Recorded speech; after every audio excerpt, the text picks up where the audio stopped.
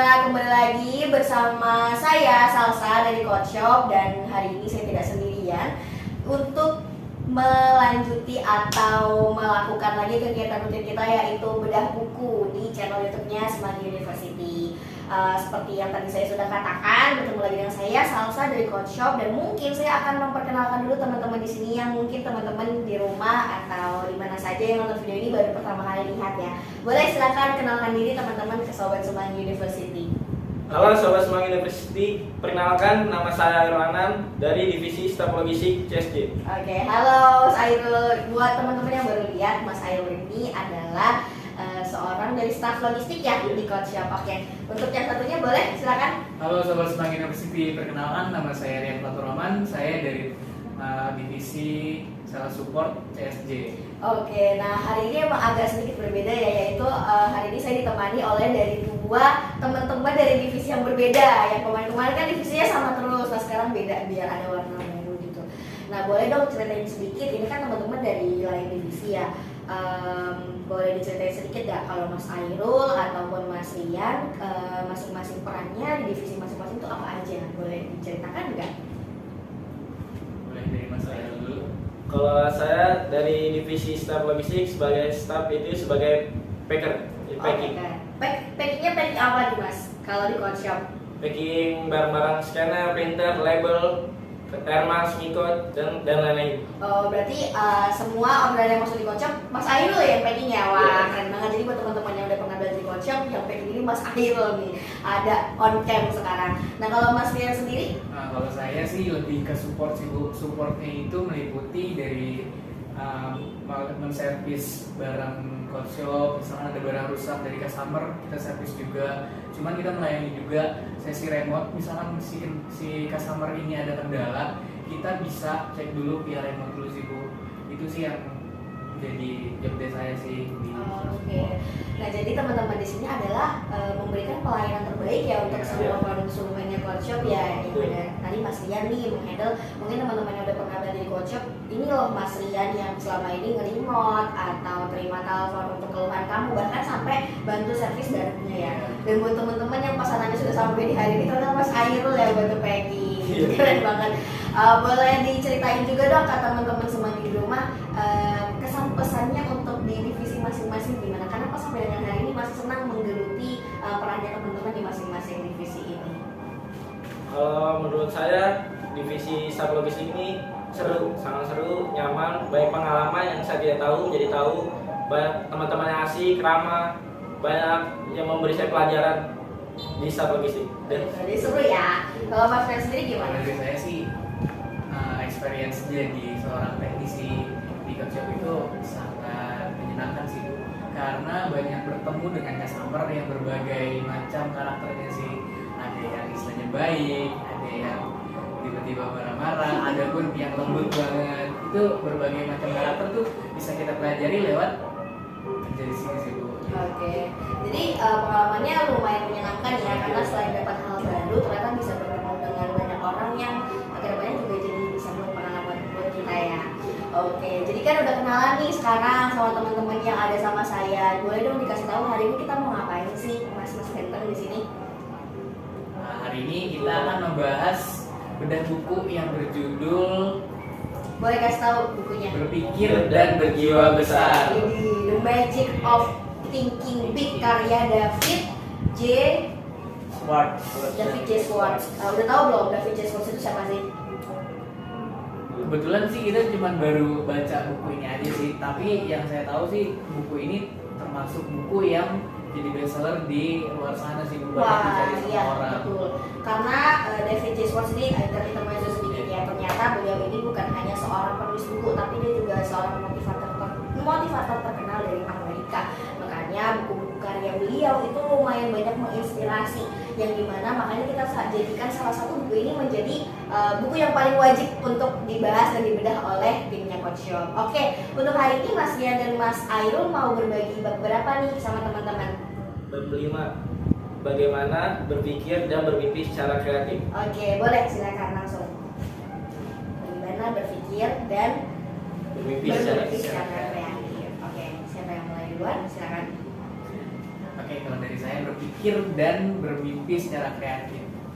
Kita sebagai manusia pasti punya mimpi ya sih Bu. Kita tuh harus bisa, kalau kata orang, mimpilah setinggi mungkin. Entah itu nanti kegapainya atau enggak, itu jalannya masing-masing. Tapi kita harus kreatif buat mencapai si mimpi itu. Seenggaknya kita bisa berjalan menuju mimpi itu, meskipun nggak tergapai, yang penting kita udah coba sih Bu. Kalau menurut saya tambahan, benar kata Mas Rian, saya sedikit tambahan, bermimpi secara kreatif. Bermimpi secara kreatif itu kita boleh bermimpi, kita ingin melakukan hal yang tadinya yang tadinya biasa menjadi lebih luar biasa. Contohnya kayak yang tadinya rumah kita jelek, kita bisa membangun rumah itu tersebut menjadi bagus dan mewah. Gitu aja sih Bu. Oke. Jadi poin pertama yang disampaikan oleh Mas Airul dan Mas Rian di bab 5 ini adalah setiap orang itu harus punya mimpi. Bahkan sebaiknya kita punya mimpi yang setinggi-tingginya gitu. Kalau kata Mas Rian, kamu jangan pikirkan dulu apakah itu akan tercapai atau enggak, karena intinya adalah kamu harus punya mimpi dulu. Selain kalau saya jadi muncul pertanyaan, kenapa sih kita harus punya mimpi? Karena kalau menurut saya mimpi itu suatu tujuan yang bakal dicapai sama semua orang sih Bu. Karena kalau misalkan orang nggak punya tujuan sama sekali di hidupnya, itu bakal hampa banget sih Bu. Jadi mimpi itu sama dengan kayak tujuan kita ya, yang dimana kalau kita nggak punya mimpi, hidup kita jadinya kayak sia-sia aja ya, karena nggak ada punya tujuan mau kemana gitu. Kalau menurut Mas Airul tadi adalah kita harus menggapai mimpi itu dengan cara yang kreatif. Tadi salah satu contohnya adalah apabila kamu hari ini punya rumah yang mungkin belum terlalu bagus, kadang kan beberapa orang terkendala dengan biaya dan lain sebagainya. Nah, tapi kalau misalkan kamu bisa mengasah pikiranmu dengan kreatif, kamu bisa olah rumah yang tadinya belum bagus jadi bisa bagus. Gitu ya. Oke, mungkin boleh dilanjut untuk poin selanjutnya. Di poin kedua itu, jika Anda percaya, pikiran Anda mencari jalan untuk melaksanakannya. Kalau poin dari saya sih, the power of mind itu bener adanya sih Bu. Ketika kita mikirin hal yang menurut kita nggak mungkin, tapi kita tuh berpikir bahwa gue bisa istilahnya buat menguatin diri sendiri, itu bakal bisa ketemu jalannya dan mungkin bisa sampai dengan tujuan yang kita mau sih. Kalau menurut saya sedikit tambah dari Mas Rian, kata Mas Rian benar. Kalau menurut saya kalau Anda percaya, harus percaya untuk melakukan hal sesuatu. Kalau jika Anda tidak percaya, tidak akan bisa melakukan hal tersebut. Itu aja sih. Oke. Tadi apa? Jika Anda percaya, pikiran Anda mencari jalan untuk melaksanakannya. Oke, jika Anda percaya, boleh nggak dikasih contohnya nih? Kalau tadi kan secara teori aja, mungkin teman-teman ada yang kesulitan untuk realisasinya. Mungkin boleh dicontohin nggak? Contohnya misalkan saya ingin menjadi seorang pemimpin perusahaan. Amin ya. Contoh, tapi saya nggak percaya, nggak akan terwujud itu, bakal udah stuck di situ aja. Kenapa? Kalau nggak percaya nggak terwujud? Ya karena kita nggak mau belajar, nggak percaya. Kalau misalkan kita percaya, kita akan belajar tentang bagaimana seorang pemimpin, tanggung jawabnya yang lebih besar untuk menghadapi tujuan tersebut. Wih, good. Itu salah satu contoh dari Mas Airul. Kenapa kita harus percaya sama mimpi kita? Karena kalau kita percaya, pasti pikiran kita akan menuntun kita pada caranya. Tadi contohnya nih, misalkan Mas Airul mau jadi pemimpin. Kalau dia nggak percaya, pikirannya akan stuck gitu ya. Ya karena dia udah nggak percaya, nggak akan bisa. Tapi kalau dia percaya, oh aku bisa nih jadi pemimpin, berarti dengan cara seperti apa? Oh mungkin aku harus belajar dari ahlinya, mentoring dan lain sebagainya. Mungkin dari Mas Rian bisa kasih satu contoh lagi untuk realisasi terkait teori tersebut. Realisasi menurut saya dari yang tadi terakhir itu, jika Anda percaya, pikiran Anda mencari jalan keluarnya. The power of mind itu ketika kita punya masalah, cuman kita tuh dipaksa buat tenang menghadapi itu. Kalau misalnya kita gak dapat berubah, kita nggak bisa berpikir dengan jernih, itu nggak bakal ketemu sih jalan keluarnya. Balik lagi, misalnya kayak ketenangan kita itu mempengaruhi pikiran kita. Kalau misalnya kita udah tenang, terus baru kita bisa mikir jalan keluarnya, itu bakal bisa selesai dengan cepat secara istilahnya yang di luar dari kepala kita. Yang tadinya hal nggak mungkin diselesaikan bisa jadi mungkin. Gitu. Kalau tadi kata Mas Rian yang aku tangkap adalah berarti kita sebagai manusia harus selalu punya waktu untuk berpikir ya. Karena terkadang kita tuh nggak bisa dapat caranya, jalannya, karena kita nggak sediakan diri kita untuk berpikir jernih. Karena nggak mungkin banget ya kalau misalnya kita lagi uring-uringan, puyeng, tapi disuruh mikir, yang kadang malah nggak ketemu, terus akhirnya kita nggak jadi deh untuk capai tujuan kita gitu. Oke, nice banget. Boleh lanjut, mungkin ada poin lagi yang mau disampaikan? Jadi sih Bu, paling dari kesimpulan aja sih Bu. Oke, boleh langsung kesimpulan ya. Ternyata Bab 5 itu tadi membahas 2 poin tadi, memang sesuai dengan judulnya. Boleh silakan untuk kesimpulannya. Kalau kesimpulannya istilahnya, kalau dari saya, bermimpilah setinggi mungkin. Istilahnya manusia itu berhak mempunyai mimpi yang tinggi dan tidak ada batasan untuk manusia untuk bermimpi. Dan manusia itu harus bisa berpikir kreatif untuk dirinya sendiri dan untuk tujuan yang akan dicapai. Oke, good. Kalau dari Mas Ainul sendiri? Kalau dari saya, berpikir kreatif. Berpikir kreatif itu menemukan cara-cara baru, untuk lebih baik untuk mengerjakan apa saja. Dan kita harus percaya tujuan kita untuk kedepannya. Dan itu aja. Oke, kita di applause dulu ya buat teman-teman yang udah share kesimpulannya. Oke, menurut teman-teman di sini buku ini worth untuk dibaca nggak? Sangat worth it sih Bu, karena ini tuh benar-benar istilahnya bisa membuka mindset orang-orang sih Bu, dengan istilahnya di sini tuh banyak banget mempelajari buat kehidupan kedepannya. Istilahnya kayak manusia tuh harus mempunyai pikiran yang jernih dan berjiwa besar, bisa menerima segala hal di kehidupannya dan mempunyai tujuan dalam kehidupannya sih Bu. Oke, kalau menurut Mas Ainul? Sangat worth it karena manusia itu harus berpikir dan mempunyai tujuan, bermimpi tadi kayak yang saya bawa materi. Kita harus mempunyai tujuan untuk kedepannya. Masa ya di situ aja? Kita harus mencapai tujuan yang lebih baik lagi untuk kedepannya. Kenapa kita harus lebih baik lagi untuk kedepannya? Karena maksudnya kan kadang ada orang ya udahlah aku udah nyaman di sekarang gitu. Kenapa aku harus jadi lebih baik lagi? Soalnya kan nanti aku banyak ketemu resiko, kemudian aku harus lebih banyak ngoyo. Kenapa kita harus seperti itu, Mas? Itulah kehidupan Bu. Kehidupan tuh mempunyai 2 pilihan Bu. Ada resiko. Teman-teman ya, saya kayak ngomong ke saya aja. Gimana? Kehidupan tuh mempunyai 2 pilihan, ya kita ambil atau tidak. Ya kalau tidak ambil, ya bakal stuck di situ aja. Ya kita harus mengambil tujuan yang lebih besar, pasti emang ada risikonya Bu.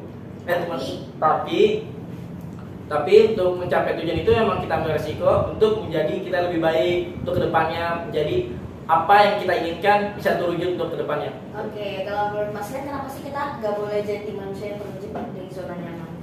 Kalau menurut saya sendiri, istilahnya manusia tuh harus banget punya perkembangan dalam kehidupannya sih.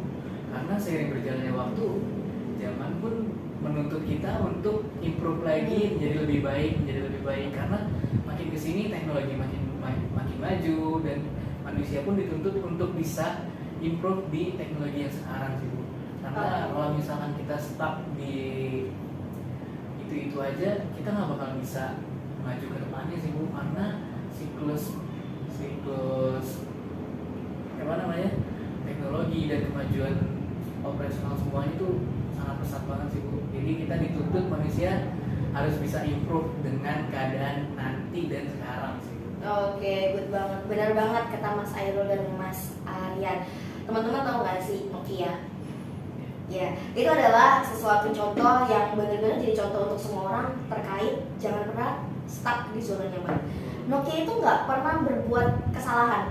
Dia nggak pernah membuat kesalahan, tapi seperti yang teman-teman tahu ya di sini dan teman-teman di rumah, Nokia udah eksistensinya lumayan jauh dibanding teman-teman yang lainnya ya. Bahkan dulu Android, beberapa merek Android ataupun iOS itu sempat ditolak karena masih tetap maunya pakai Nokia. Tapi sekarang semua orang carinya ya Android dan lain sebagainya. Itu loh salah satu contoh kenapa sih kita tuh gak boleh terjebak di zona nyaman dan harus selalu punya mimpi-mimpi yang tinggi. Karena saya jadi inget nih quotes-nya Soekarno. Oh ya, bermimpilah setinggi mungkin karena kalau kamu jatuh, kamu akan jatuh di atas bintang-bintang. Jadi ya gitu. Karena kamu udah sampai langit ke-7 gitu. Karena kan langit ada lapis-lapisannya ya. Kalau misalkan kamu bermimpi hanya mungkin setinggi pohon, setinggi gunung, punyalah mimpi yang setinggi mungkin karena memang mimpi itu adalah hak semua orang dan itu perlu direalisasikan. Dan gimana cara realisasiinnya? Tadi seperti kata Mas Airul, kita tuh harus selalu punya pikiran yang kreatif, karena kalau kamu mau hasil yang beda, kamu tidak bisa meraihnya dengan cara yang sama. Kamu juga harus pakai cara yang baru, bahkan cara yang lain. Makanya untuk Gen Z atau teman-teman di sini yang udah baca buku ini, jangan lupa ya untuk selalu punya mimpi dan selalu belajar untuk berpikir kreatif. Karena kamu nggak pernah tahu mimpi mana yang bisa kamu wujud dengan pikiran kamu yang kreatif. Gitu. Mungkin untuk sebelum tutup sesi ini, boleh dong aku dikasih tips dari Mas Airul sama Mas Rian nih, kan ini Gen Z banget ya, soalnya masih muda-mudi banget.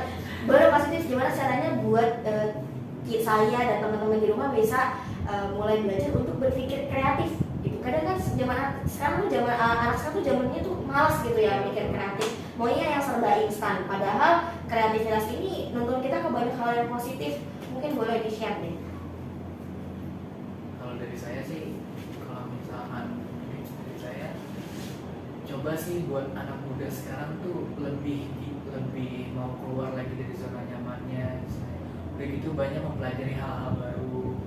Sekarang tuh banyak hal-hal yang instan tapi bisa dipelajari sih Bu. Gak semua hal-hal yang instan itu berpengaruh pada negatif semua. Ada beberapa yang positif juga. Kita bisa petik pelajaran, misalnya kayak sekarang tuh banyak aplikasi buat desain grafis yang benar-benar cuman ngedein template doang.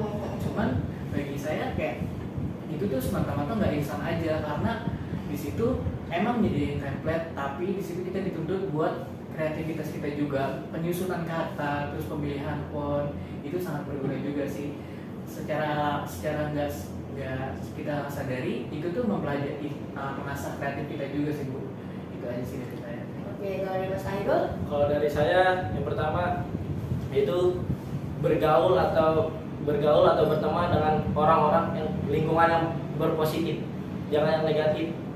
Kan kita sudah anak-anak muda nih, banyak banget yang kayak nongkrong yang gak jelas yang gitu. Sekarang kita berpikir mana yang positif, mana yang negatif. Kita buat ambil yang positifnya aja, negatifnya nggak usah. Terus yang kedua, belajar. Pasti kita punya waktu, di mana waktu itu kita untuk sempatin belajar ya, kapanpun dan dimanapun. Dan Bu, gitu aja. Oke, kamu udah belajar belum? Belajar itu bukan tentang dari ilmu aja Bu, belajar tentang banyak dari orang-orang dari sekeliling kita juga. Oke, good. Nah tadi itu ya jadi saya senang banget hari ini sharingnya, kayaknya tuh Mas Rian sama Mas Airul saling melengkapi gitu ya. Kalau kata Mas Rian, sebenarnya kalau misalkan kamu mau nih jadi anak muda yang punya kemampuan untuk berpikir kreatif, jangan pernah sungkan atau mulailah kamu untuk mencoba hal-hal baru.